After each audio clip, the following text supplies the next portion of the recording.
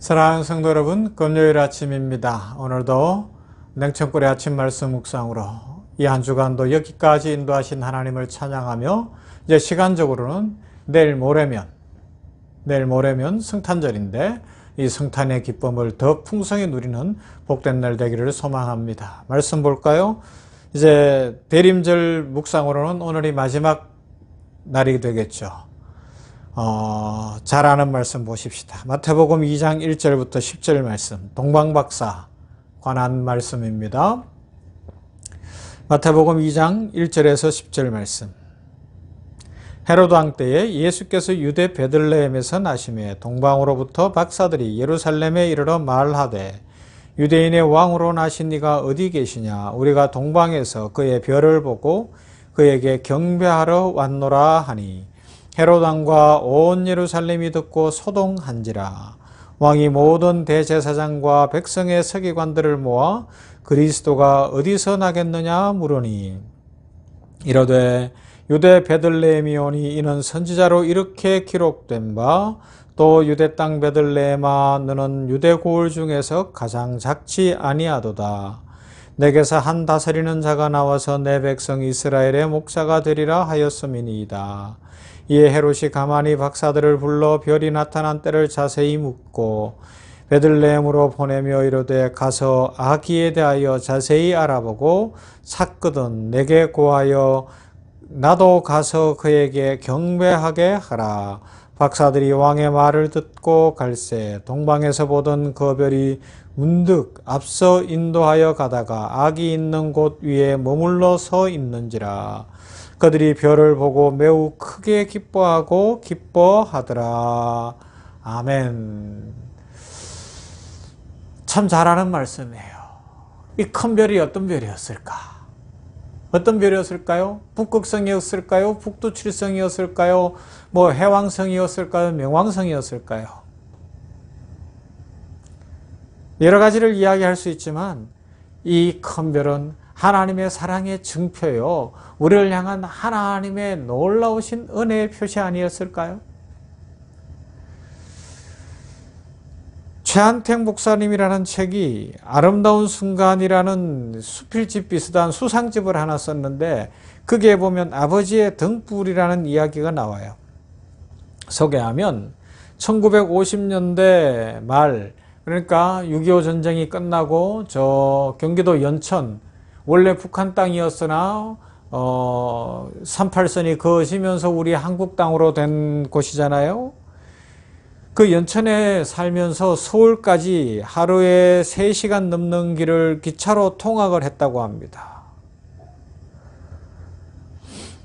그런데 집에 도착하면 늘 깜깜한 밤인데 집에 가서 보면 항상 등불이 켜져 있는 거예요. 그때는 전기불이 있는 때도 아닙니다. 아들이 집에 오고 집 잘 찾아오라고 집 모르겠어요. 그렇지만 등불을 켜놓고 비가 오거나 날이 굳으면 아버지가 친히 등불을 들고 역까지 나와서 맞아주셨다는 거예요. 그런데 어느 날 그만 너무 피곤한 나머지 기차 안에서 잠이 들어서 종점역까지 가버린 거예요. 내려야 될 역에서 안 내리고 종점까지 갔으니 어떻게 해요? 내려서 걸어서 20리길을 돌아오는데 마침 비까지 주적주적 내렸답니다. 그럼 뛰다시피 하면서 집으로 왔는데 오다가 생각하니까 역에 가야 될 것 같더라는 거예요. 그래서 역에 갔더니 아버지가 거기에 등불을 들고 이미 기차가 지나가고 2시간이 지나가는데도 거기에 계시더라는 거예요. 아니 아들이 언제 올 줄 알고 하지만 아버지의 사랑은 어떤 사랑이에요?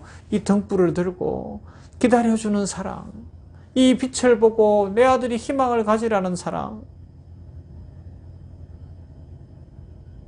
인간 아버지도 그런데 누가복음 15장에서 보여주는 탕자의 아버지가 그러할진데 사랑을 허비하고 사랑을 베푸는 것이 아버지의 모습, 어머니의 모습 아닙니까? 하나님의 사랑이 그런 사랑이죠. 그 사랑이 어떻게 나타났어요? 이 큰 별을 통해 나타난 거예요.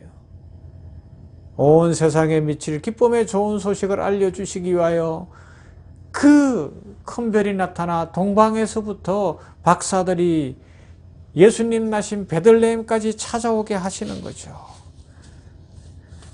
사실 동방박사들이 별을 보고 찾아왔는데 그 별을 보고 찾아오는 것이 쉬운 일은 아니었던 것 같아요. 도중에 그들은 길을 잃기도 했잖아요. 왜 길을 잃었어요?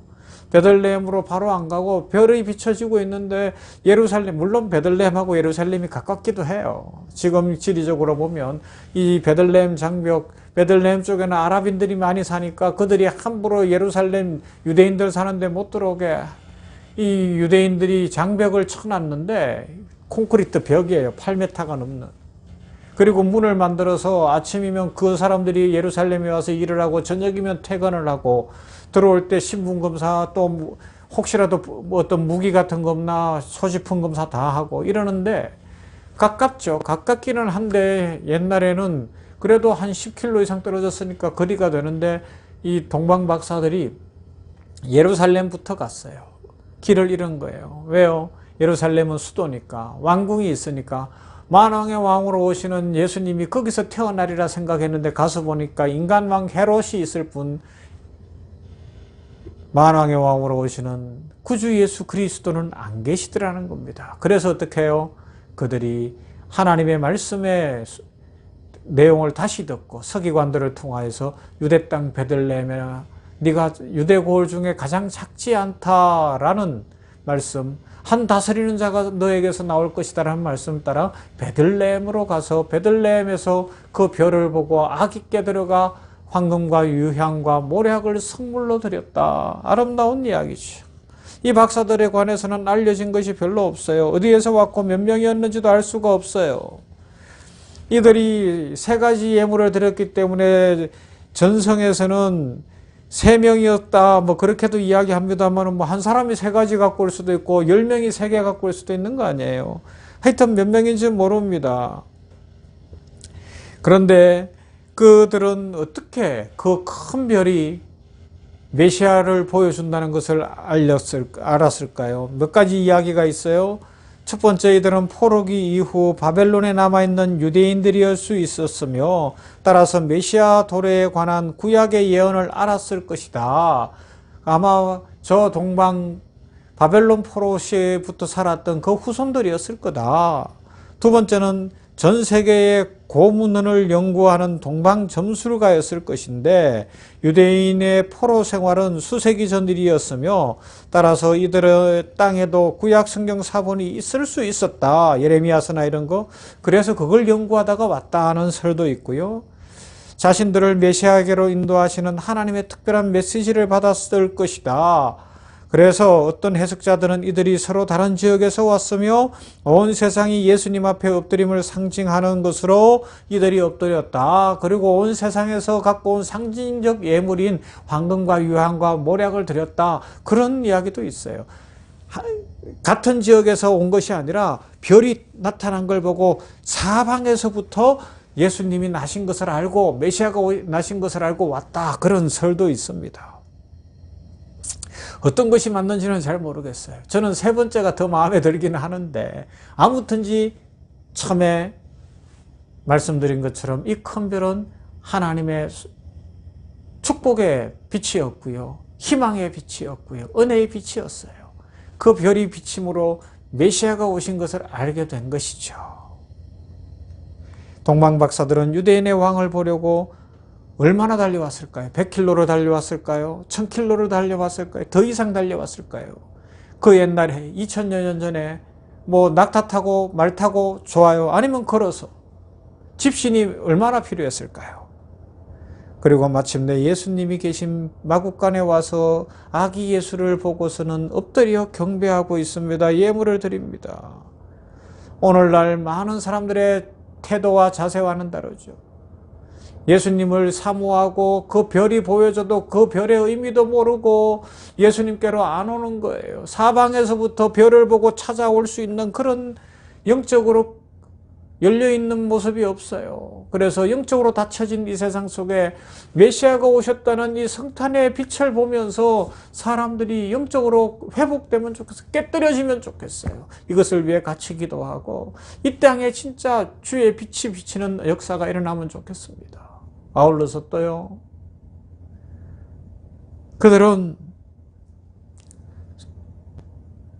몇백 킬로, 수천 킬로도 달려왔는데 오늘날은 그렇게 달려가는 것이 아니라 예수님이 자기를 찾아와 달라고 배짱을 부리고 있는 것 같아요. 아니라는 겁니다. 아니라는 겁니다. 그러면 안 돼요. 내가 무엇을 해드리고 예수님께 황금과 유황과 모략을 드리는 그런 심정으로 하나님 앞에 드리며 예수님께 드리는 그런 인생이 되고 살아야 되는데 이제는 받으려고만 하는 세상이 된 거예요. 하나님, 나 이것도 필요해요. 저것도 필요해요. 하나님이 몰라서 안 주시는 것 아닙니다. 우리는 하나님 앞에 드림이 없어요. 예수님 앞에 황금과 유향과 모략을 드리는 것처럼 드림이 없어요. 하나님의 축복을 받을래야 받을 길이 없는 것 아닐까요? 진짜 복음의 메시지를 알고 하나님의 은혜의 빛을 받았다면 우리의 삶이 열려질 거예요. 우리의 삶이 변화가 일어날 것입니다. 이제 사순절 말씀을 마무리합니다. 유대인의 왕으로 오셨습니다. 만왕의 왕으로 예수님은 오셨습니다.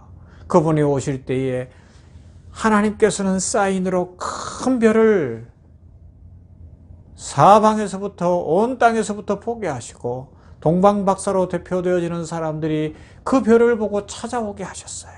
그리고 예루살렘 성이 아니라 베들레헴 마국간으로 가서 아기 예수께 엎드려 경배하며 예물을 드렸어요. 황금과 유향과 모략을 드리는 역사가 일어났습니다. 성탄은 이런 날입니다. 하나님의 말씀에 쌓인 성탄 트리, 그 나무에 달려있는 별, 이런 것들을 보며 만왕의 왕이 오셨구나를 깨닫고 예수 그리스도께 엎드리는 날입니다. 그리고 우리의 정성과 마음과 신앙을 다하여 예물을 드리며 하나님을 영화롭게 하는 날입니다. 그리고 세상 사람들에게 주의 복음의 빛을 비추고 세상에도 좋은 소식이 전해지게 하며 주의 영광을 보게 해야 할 줄로 믿습니다. 그렇게 하여 이 사순절을 더 풍성하게 만들고 이 땅에 임한 하나님 나라를 더 풍성히 누리는 우리들이 되어야 되지 않을까요? 만왕의 왕으로 오신 예수 그리스도, 그 예수 그리스도로 말미암아 모든 성도들의 삶에 기쁨과 축복이 가득하기를 주님의 이름으로 축원합니다. 사랑과 은혜가 풍성하신 하나님 감사합니다. 오늘까지 사순절 말씀을 묵상케 하셨으니 감사합니다. 오늘은 잘 아는 마태복음 2장의 말씀 속에 큰 별이 나타나 동방으로부터 박사들이 베들레헴까지 와서 아기 예수께 엎드려 경배하고 황금과 유향과 모략을 예물로 드린 이 귀하고 아름다운 소식을 나누었습니다. 그 별이 나타났을 때 하나님께서는 그 별을 통하여 사인을 주셨는데, 아름다운 소식을 전해주셨는데, 동방의 박사들로 대표되는 사람들은 그것을 보고 알아차려고 왕이 오시는구나, 메시아가 오시는구나 알았는데, 오늘 이 세상에 죄로 인하여 어두워지고 갇혀있고 닫혀있는 사람들의 마음이 열려서 성탄 트리를 보며 성탄의 소식, 찬송을 들으며 캐롤을 들으며 예수님이 오신 것을 알고 만왕의 왕이 오신 것을 알고 주께로 돌아오는 구원의 역사가 일어나게 하여 주시옵시고, 온 교회가 자기들만 챙기고 자기들만 성도들이 자신만이 아니라 아기 예수께 황금과 유향과 모략을 드리듯 엎드려 경배하며 예물을 드리는 삶으로 삶이 바뀌게 하여 주시옵소서. 아버지여, 진정 성탄의 축복과 의미를 회복하게 하여 주시옵소서. 아버지, 간절히 구합니다. 이 땅에 여전히 어렵고 힘든 사람들이 많습니다. 가난하고 고달픈 인생들이 많습니다. 하나님 긍휼을 베풀어 주시고 우리 교회에게 힘을 주시고 성도들에게 사랑의 마음을 주시어서 그들을 주 예수 그리스도의 사랑으로 섬기며 성탄의 기쁨을 함께하게 하여 주시옵소서. 저 우크라이나 땅에 성탄의 기쁨이 올라가기를 원합니다. 평화의 왕이 오셨으니 전쟁이 종식되게 하시고 러시아와 푸틴이 전 세계를 향하여 항복하게 하여 주시옵소서. 아버지여, 코로나19가 종식되게 하여 주시기를 원합니다. 아버지 하나님의 은혜로 성탄의 놀라운 은혜를 누리게 하여 주시옵소서. 하나님 감사합니다. 우리 성도들 가정가정마다 복 주시고 이 성탄 시즌, 이 사순절 기간, 그리고 오는 주일 성탄절 예배를 통하여 동방박사들처럼 주의 구원의 소식을 온전히 깨닫고 주께로 모이게 하시고 엎드려 경배하며 황금과 유향과 모략을 드리며 하나님의 영광을 찬송하게 하여 주시옵소서. 예수님 이름으로 기도하옵나이다. 아멘. 찬송합니다. 115장 기쁘다 구주 오셨네.